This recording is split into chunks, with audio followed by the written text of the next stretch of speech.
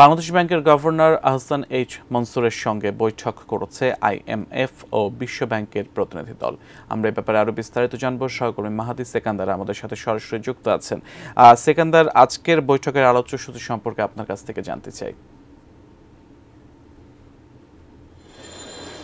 সিয়াম, বাংলাদেশ ব্যাংকের governor doctor Ahsan H Mansur দেশের বাইরে থাকায় আইএমএফ এর প্রতিনিধি দল বৈঠক করেছে ব্যাংকের ঊর্ধ্বতন কর্মকর্তাদের সাথে। আইএমএফ এর প্রতিনিধি দল, যেমনটি আমি গত সংবাদেও বলেছিলাম, সকাল 10টার দিকে বাংলাদেশ ব্যাংকে প্রবেশ করে এবং 11টার দিকে 1 ঘন্টার বৈঠক শেষে তারা বাংলাদেশ ব্যাংক ত্যাগ করেন। পরবর্তীতে বিশ্ব ব্যাংকেরও একটি প্রতিনিধি দল বাংলাদেশ ব্যাংকে প্রবেশ করে এবং তাদের সাথেও বাংলাদেশ ব্যাংকের ঊর্ধ্বতন কর্মকর্তাদের বৈঠক হয়।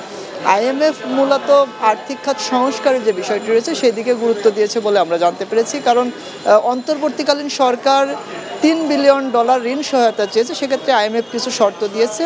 সেই শর্তগুলোর পর্যালোচনার যে বিষয়টি রয়েছে সেটি নিয়েই মূলত বাংলাদেশ ব্যাংকের ঊর্ধ্বতন কর্মকর্তাদের সাথে বৈঠক হয়েছে। 250-টিরও বেশি ডিজাইন অপশন নিয়ে ওয়ালটন স্মার্ট ফ্রিজ, বোঝে আপনার প্রয়োজন।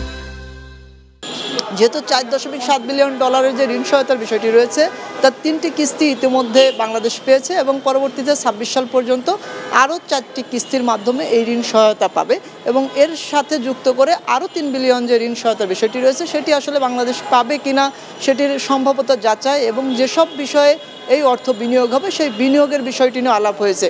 আর বিশ্ব ব্যাংকের কাছে বাংলাদেশ ব্যাংক $1 বিলিয়ন নীতি সহায়তা চেয়েছে। সেক্ষেত্রে বিশ্ব ব্যাংকও বাংলাদেশ ব্যাংকের 4টি শর্ত দিয়েছে। এই শর্ত যদি বাংলাদেশ ব্যাংক পূরণ করতে পারে সেক্ষেত্রে $1 বিলিয়ন যে নীতি সহায়তা রয়েছে সেটি ডিসেম্বরে বাংলাদেশ ব্যাংক বিশ্ব ব্যাংক থেকে পাবে। তো এই ছিল আমার কাছে বাংলাদেশ ব্যাংক থেকে সর্বশেষ